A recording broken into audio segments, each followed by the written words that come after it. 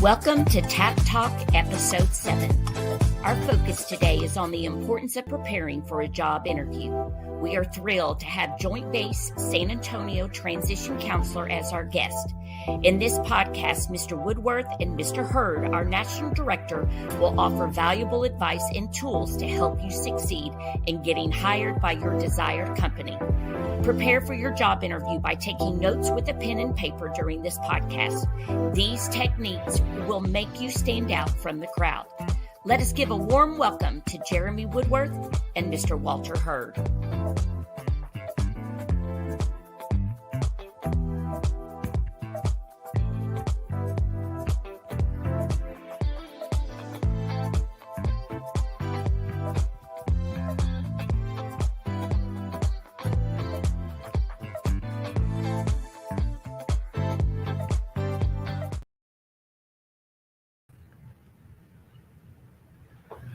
Hey, what a great day. I am so excited.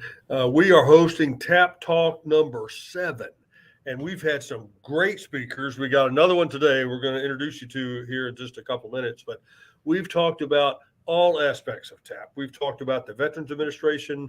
We've talked about the partnership in your success, resumes. We've talked about elevator speeches, and today we're going to talk about interviews, an important thing. First, I want to introduce, and Jeremy, I'll ask you to say a couple words. Jeremy Woodworth. We go, with these TAP Talks, we go far and wide, and we try to find the expert on whatever we're talking about that month. So this month, of course, interviews. So we looked across the planet, Jeremy, and you are the expert. So tell us a little bit. You're in San Antonio, and you've been there a long time, right? I've been in San Antonio for a little over 20 years. I think that's a long time. That's 20 Augusts in San Antonio. That's impressive. That's like 50 summers somewhere else. So good for you. Yeah, it gets out here for sure. We're going to talk about interviews here in a couple of minutes. But let's think about what we had the last couple of podcasts here. We talked about this thing called an elevator speech. And incidentally, we've got about a little over 2,000 people that watch these things. So I encourage you to watch it, take notes, and send it to your friends and watch it over and over again. Because, there's a lot of little tidbits of knowledge that experts like Jeremy are going to throw out there. So a couple of months ago, we talked about an elevator speech, which is a real quick, down and dirty, about 40 seconds of an answer to the question, what are you thinking? And kind of the purpose of an elevator speech is to get somebody's attention, an employer, somebody's attention enough to say, yeah, I think we need to talk. Do you have a resume? And then you give them a copy of the resume. So we talked for one of these podcasts about resumes and how to put it together and what kind of things are on there. And then the purpose of the resume is for somebody to read it in detail and say, hey, I think this person's worth talking to. Let's schedule an interview. And that's what we're talking about today. So Jeremy, really, what is an interview? Tell me about that. What's the purpose? Who does it? Tell me about it. Sure. The interview is really just an opportunity for an employer to have a sit-down discussion with a candidate and understand how their skills, their background, and their experiences can help that company move forward in the right direction, whether they're trying to increase their bottom line or they're trying to find somebody to help them with processes and procedures to help them with some part of their business structure. The goal would be to have that conversation and see if that candidate is right for them. You said something I really want to hone in on. You said to see if this candidate can help the company, right, with their bottom line or whatever it is they do. So that means if I'm a candidate and I'm going to an interview, the objective is for me to impress upon them that I can help their bottom line, right?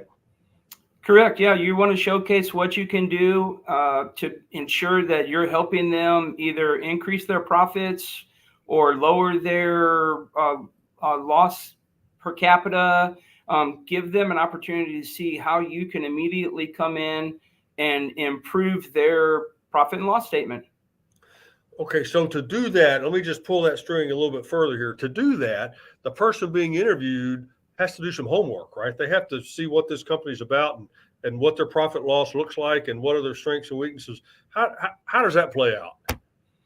Well, that can be done a lot of different ways. You can go onto a company's website and research them, look at their mission, what their programs consist of, if they sell products, if they sell services, if they have a impact on a particular community and you want to go in and help them improve those processes and help that, you can do it through their website. You can also go through and do informational interviews where you can talk with individuals that work inside of that organization and get an understanding of what they do and what the culture is, and would you be a good fit in that organization, bringing your talents and skill sets in to help support their goals and their mission. Okay, so what you just said, in addition to kind of the scheduled official interview, being interviewed, I think you just recommended that they maybe reach out to some folks who work in the industry or in the company just so they can get smart about what they're walking into. Did I hear that right? That's very accurate. Yeah, I encourage folks to start the informational interview process well in advance, 8 to 12 months out from when they're going to be ready to apply for jobs. Start having the opportunity to have those conversations, and that could help you narrow your search pattern down to maybe the top 3 or 4 organizations that align with what you're looking for and gives you the best chance to build your strategy, build your plan for getting hired into that organization. Wow, there's about 10 good topics there you just brought up. I can't do all of them, but so it's not just the employer interviewing the potential employee.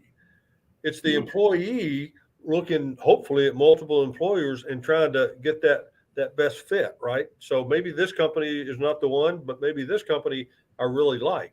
Is that what I'm hearing? Most definitely. Yeah, you want to make sure that you're going into an organization that's going to align with what your beliefs are and what your convictions are. What do you want to see with your day-to-day work life? Does it have a good quality of life, work-life balance? Do they align with what you do outside of work? So maybe it is a little bit easier for you to go in and kind of make your work a passion project versus going in and just working for a paycheck. Yeah. A boss of mine told me one time, if you love your job, you never have to work a day in your life. And I've found that to be true, certainly true in this career, running the TAP program, and it was true in my previous career in uniform. I want to back up a little bit to something you said about researching the company that's interviewing you. I do a lot of interviews here as the TAP director for people on my staff coming and going periodically. And the question I always ask them is, what can you tell me about this program? And it amazes me. A lot of people say, I don't know anything about this program. So, of course, I'm like, well, thank you for your time. Sure. Next. When they could have easily just Googled it in 15 minutes and at least gotten the general concept. So I think that's really important. Is it common? Bad, but I mean, is it common that a lot of folks just don't do that research?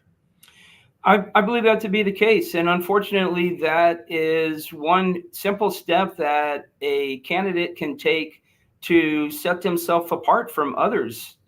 Having an understanding of what that company does and simple information that you can gather from their website or through those informational interviews that we referenced earlier can help you have talking points to discuss in the interview. And it could be something as simple as you're applying for a management position or some type of a role that would require you to manage budgets or something.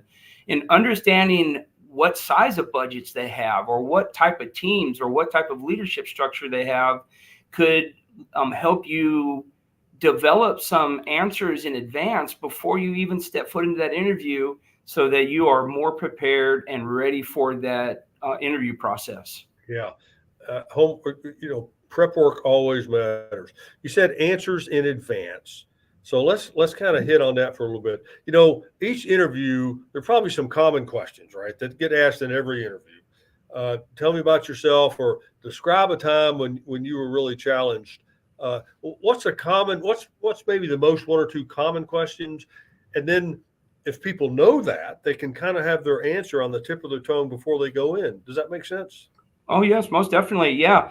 And to kind of reference that, I encourage candidates to actually do some research on the top behavioral and situational style interview questions that get asked.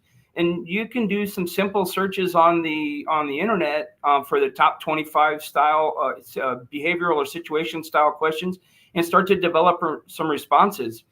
I've sat through interviews where I've had folks that were sitting in front of me, and I asked them a simple question, why do you want to work for this company? And that was their stall point. They couldn't formulate an answer that made good enough sense.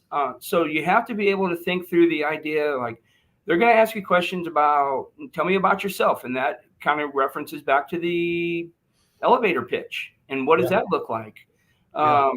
You certainly don't want to struggle through simple questions like, tell me about yourself. Why do you want to work for this company? What do you know about our company? What kind of an impact could you make on the organization if you were hired in here? Those are simple questions that I believe you should have the ability to have an answer to right as those are being questioned, instead of having to improv an answer through. Yeah, that's a great question. With the elevator speech, we talked about rehearsing, literally, either in front of a mirror or maybe videotaping it and then going back and watching it later. How about with an interview? Is that a good idea to rehearse it with your buddy or your spouse or something like that and just go through some questions? Yeah, you want to build muscle memory in this process. It makes sense to go through the interview in advance. The last thing you want to do is go into the interview and you've done no preparation work in advance, because now you're in a much more uncomfortable environment. There's a lot more stressors. The anxiety is up. You're applying and you're interviewing for a position that you want to get, and you don't want to struggle through that process. So mock interviews in advance makes sense. And it could be with some coworkers, some others that are going through transition.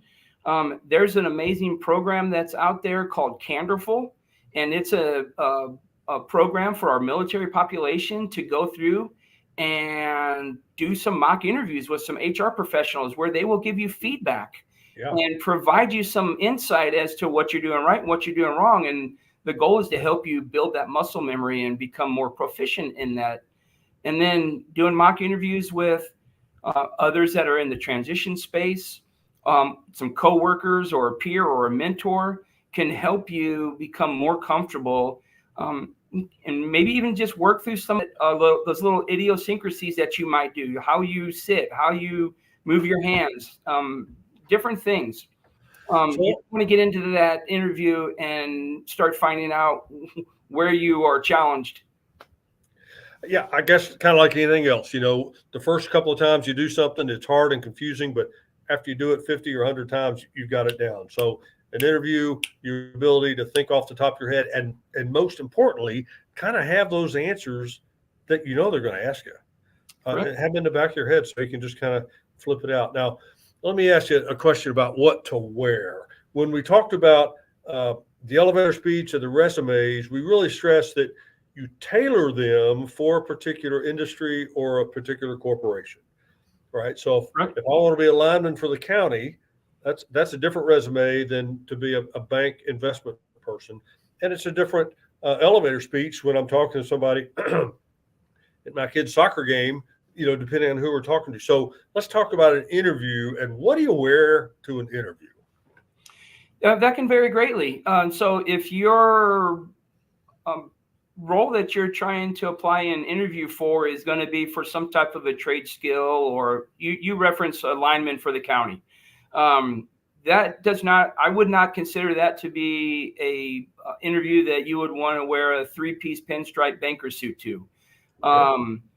If you're going to go in and you're going to apply for a senior level management or some type of banking or finance type of role, then would only make sense to dress to impress. Go in with your best suit and present yourself in a fashion that is going to create a lasting impression on that interviewer. I believe in the philosophy that you never get a second chance to make a first impression. Yeah. So going into those interviews prepared, dressed correctly, and ready to answer those types of questions that are going to get asked can make all the difference in the world. Yeah, no second chance to get a first impression. That's a good one. In a minute, I'm going to ask you to just come up off the top of your head. We didn't rehearse this question, so this will be like a test on a couple of common mistakes maybe that you've seen or heard of, and where you're thinking, man, what the heck were they thinking? But before that, so somebody told me a long time ago that you want to dress for the position or the job or the future that you're trying to have. So that's Right. a good rule. If you're trying to be a master electrician, then kind of look and see what is it that electricians wear, and I want to try to look like that, or an investment person, or a high school teacher, or whatever the case might be, because they all have dramatically different cultures. Sure. And that starts kind of with what you look like. Before we get to the question, civilians think that the military has a different culture, singular. In fact, we've got 1,000 cultures. Mm. If you're in a submarine or an aircraft carrier or a paratrooper at in the 82nd, those are all military, but they're wildly different cultures, right? Same thing in the civilian sector, and you need to realize that culture as you go through the elevator speech and the resume, and then ultimately an interview. So the question, just chew on this, what are some common mistakes that you've seen in interviews with regard to dress or just personality or how you're looking or whatever? Sure. So dress, you show up and you are completely underdressed. And that could be anything from blue jeans or a wrinkled up polo shirt, or even down to the simplest things like your attire that you've got does not fit you correctly. It's either too big or too small. So take some time to make sure that you are comfortable and you're wearing the right attire. I certainly wouldn't go into any interview unless you're going to work at a surf shop, but I wouldn't go in with a t-shirt and blue jeans and expect to make a great first impression. So is it a safe rule in interviews? I think it might be a safe rule in life. When in doubt, kind of overdress. Don't underdress. Always better to overdress. Does that make sense? Yeah, most definitely. Yeah. And like I said, be comfortable in your attire, but you're trying to make an impression. You're going in and you're having the opportunity to potentially put yourself in front of the one person or a panel of people that are going to make a decision on whether or not you could be the right candidate. There may be hundreds of people that have applied for this job and they've got to hire one person. So what are you doing to stand out? That's a great question. What are you doing to be that one? And that's everything from how you dress, how you speak. Are you clean, physically cleaned? Are your clothes clean? And then, of course, did you do your homework ahead of time so you know what you're talking about? Let's talk about face-to-face versus some kind of virtual. It's a different world now. Heck, we're talking right here virtually. We're 1,000 miles apart. How do you prepare? How do you do them differently? Some interviews are going to be face-to-face, where you're in a room with maybe 4 or 5 people, and others will be talking to this little computer screen with somebody 1,000 miles away. Yeah. So in both instances, it's about preparation. So if we talk about the face-to-face, you're going to go into a new environment. Maybe if it's an office setting, you may not know what the traffic pattern is going to be like on the morning that you're going to be going into that interview. So do some research. Look at what type of routes that you have available to you to get there. Look at what it would take to get there on a Monday or Tuesday morning if your interview is going to be at 8 or 9 o'clock. Traffic patterns can vary, and that could potentially set you back 15, 20, 30 minutes, create a lot of additional stressors that will be magnified once you get in. If you get in on time, will be magnified in that interview. So preparation in advance, understanding what type of situation you're going into. Is it going to be a single interview or is it going to be a panel interview? And how do you prepare for that?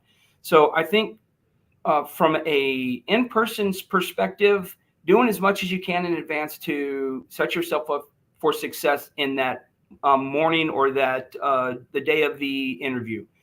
Same thing holds true for virtual.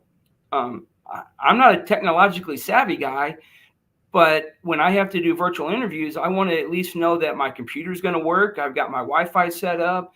I've got the platform, whether it's Teams or whether it's Cisco or some other type of platform. I want to have the ability to do a run through in advance and make sure that there's no issues with my camera or my microphone. The last thing you want to do is go live on that interview and run into technical difficulties, because that could potentially pose problems for you.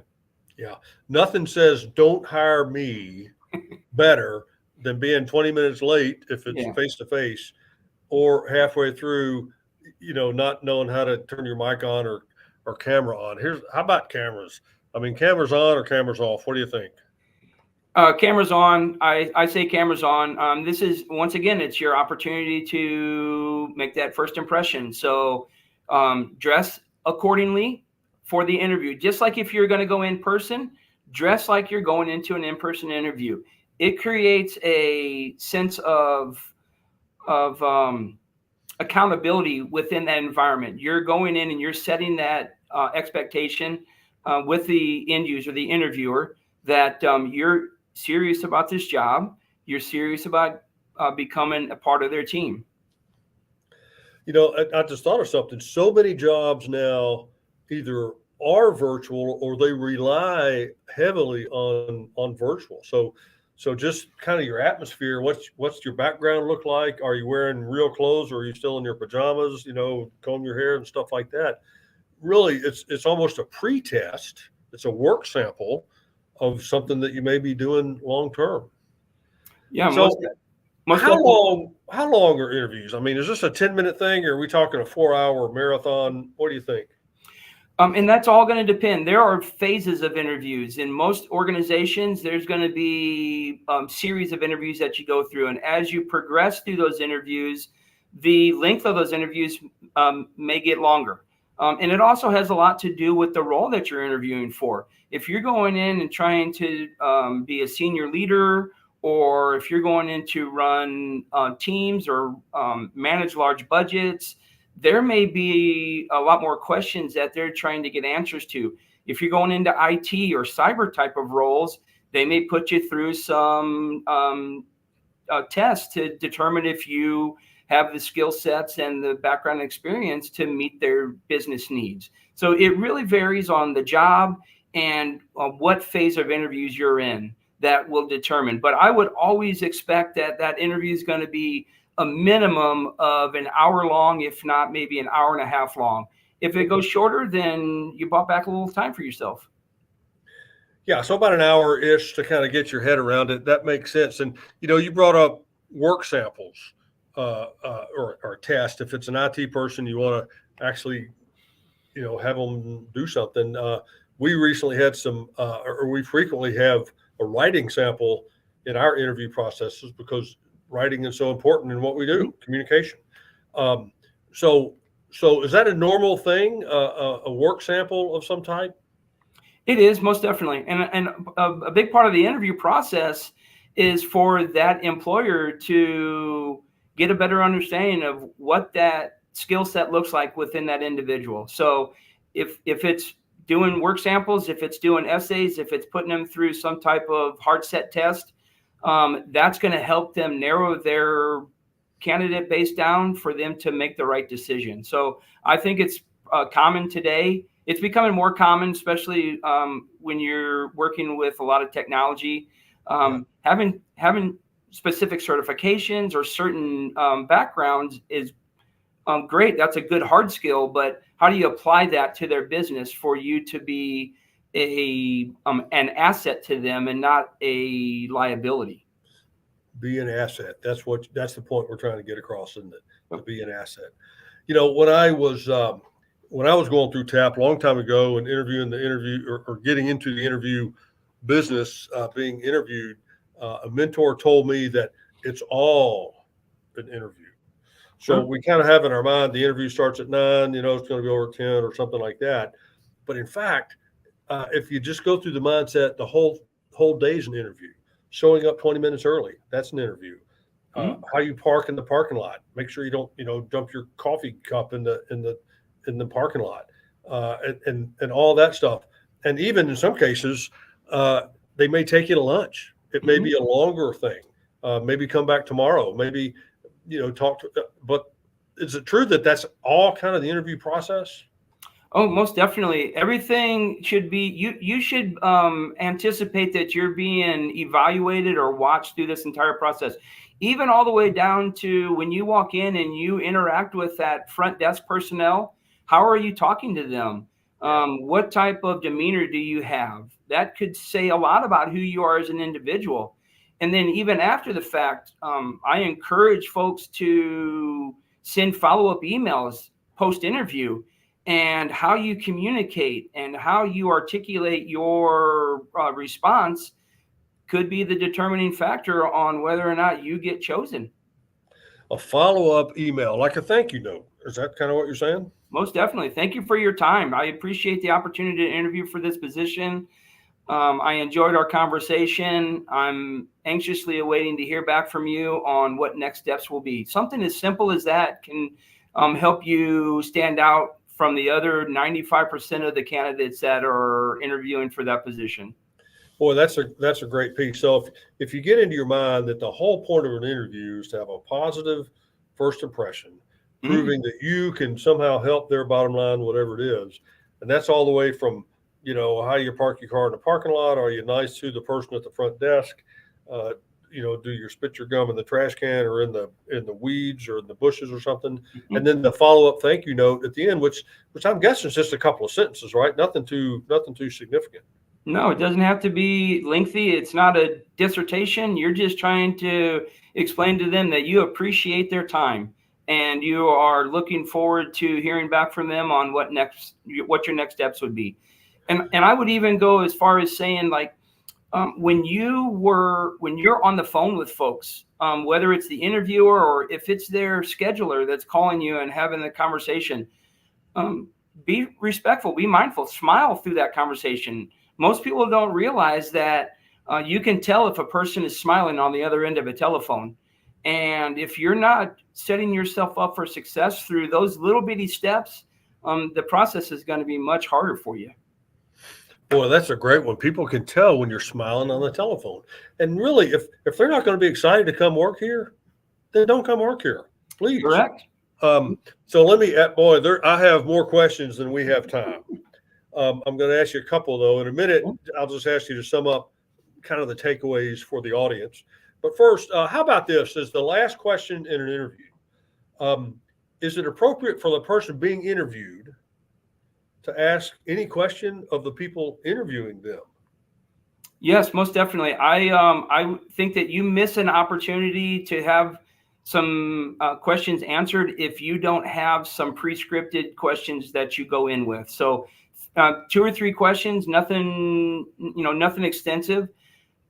The interview is really a opportunity for you to get to know them just as much as they're trying to get to know you. So you're interviewing that company to determine if it could be a good fit for you as well. So asking some questions at the end to help you determine, what's the work-life balance? What's the amount of travel that this job consists of? What can I expect on a day-to-day? There's certain things that I would discourage anybody from discussing through the initial interview process, and that's going to be, how much are you going to pay me? What's the pay structure look like? What's a benefits package look like? Those are things that can be addressed down the road. If you make it through and you are in that interview process in your second or third interview, there's an appropriate time and place to ask those, but it's certainly not in the beginning. So ask appropriate questions and get some information that you're looking to use to determine if this could be the right organization for you to write your next chapter with. Wow, what a great bunch of advice. I've got about 3 pages here of notes just listening to you. I hope the rest of our audience has got some patience or some notes as well. And really watch this over and over again for the folks in the audience, a couple of thousand. We're going to put this out on multiple media channels so we can all watch this over again. So what's the one thing that you want us to take away, Jeremy? The one thing about interviews that we learned today, what's the foot stopper? Preparation, doing your homework in advance, knowing what you're going into, understand what this company does, why you would be a good asset to them, why you would be a good fit, and go in prepared. And if you can do that, then the process will be much smoother, much easier, less stressful. There's going to be a lot less anxiety that goes into that interview process. Well, you heard it here first, audience. The key to success, or a key to success, just like it is in life, be prepared. Do your homework, rehearse, plan, look at various options and branches and sequels for that interview. Great, great advice. Listen, Jeremy, thank you so much for your time today. In the audience, we're going to watch this over and over again. Send it to your friends. This is really good. We're going to do Tap Talk number 8 in about a month. We're excited about that. I don't know if it's going to be able to beat number 7. This is a pretty high bar that you just set, Jeremy. So I appreciate it. And I appreciate everybody plugging in today. And I can't wait to do it again. This has been most educational. Thank you. Thank you, guys.